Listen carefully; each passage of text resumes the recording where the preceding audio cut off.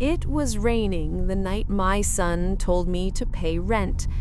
The sound of it against the windows was soft, like the way guilt sometimes whispers before it screams.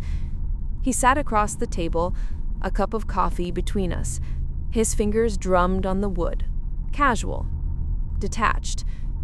"Dad," he said, "you know I've got my own responsibilities now. If you want to stay here, you'll need to contribute." He said it as if it were business, as if I were some tenant who'd overstayed his welcome.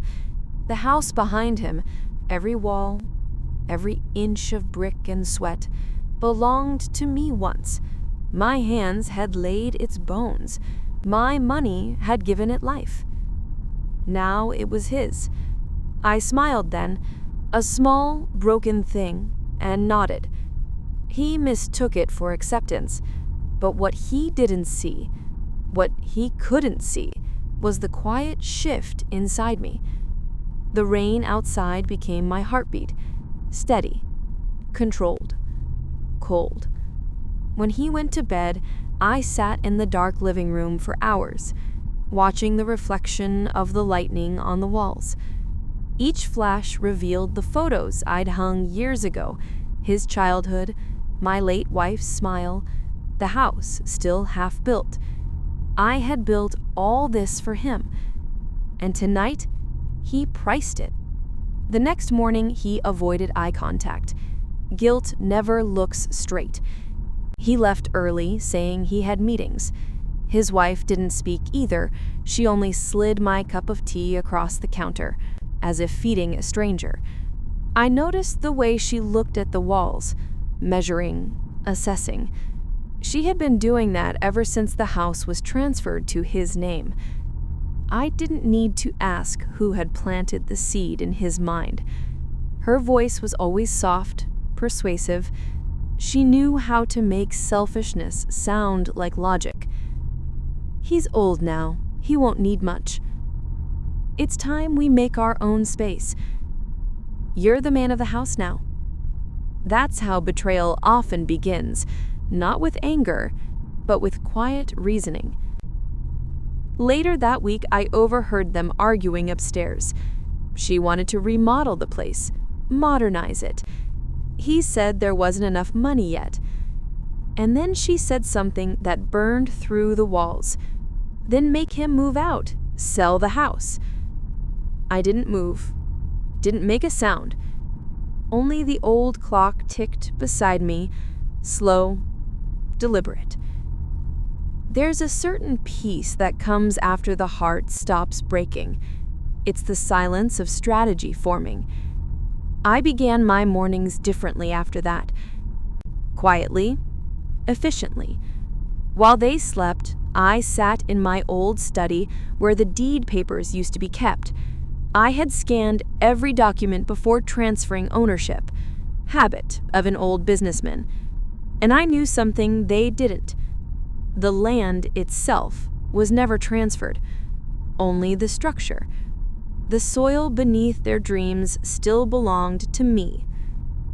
I called a lawyer I trusted, old friend, discreet. He spoke little, but I heard the subtle interest in his tone when I explained. I told him, keep everything quiet, no letters, no calls. Days passed. They began bringing real estate agents over, pretending they were friends, visiting. I made tea for them, smiled, asked polite questions. One of the agents, a young man with slick hair, asked my son, "Who owns the land?" My son hesitated for a moment too long, then lied. "It's all under my name."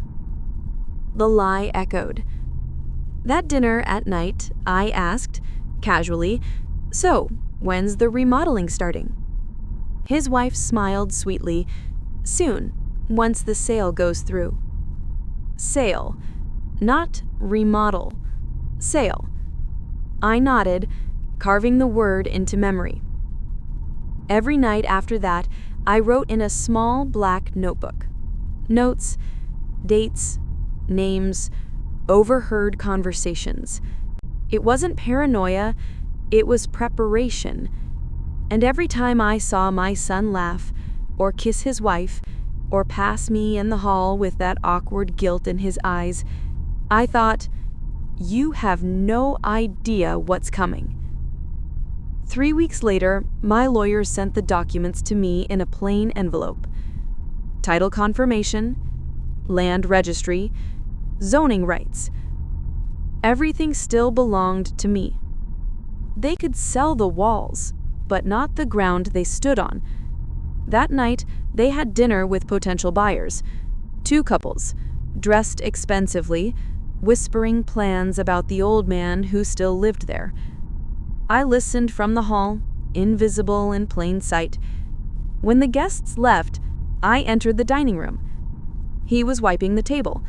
She was scrolling through her phone. "Did they like the house?" I asked. He froze. "Dad, it's just an idea. Nothing decided yet." I nodded. "I see." Then calmly, I placed the envelope on the table. "What's this?" he asked. "The ground you're standing on. It's still mine." His wife frowned, confused. He opened the envelope, scanned the pages, and his face drained of color. Silence swallowed the room. He looked at me, voice trembling. Why didn't you tell me this before?" "Because," I said softly, "you never asked." The next morning, I packed my things. He watched, pale and shaken, standing by the door. "Dad, wait, you don't have to go." "Oh, I do." I smiled faintly. "I sold the land this morning." His eyes widened. "To whom?" "To the company building a resort down the coast." I zipped my bag. He stammered something, panic, disbelief, desperation, but the words meant nothing. "I left you the furniture," I said quietly. "You can charge rent on that if you like." He stepped forward, reaching out as if to stop me. "Dad, please." I met his gaze one last time. There was no anger left in me, only distance. "You made this house yours. Now live with it." Then I walked past him, out into the rain. The same rain that had started it all.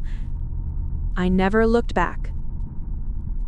From the cliffside road, I could see the house in the distance, its lights dim, its foundation trembling against the wind. Somewhere inside, my son was learning the first real lesson of ownership. Everything taken without respect will eventually return to silence.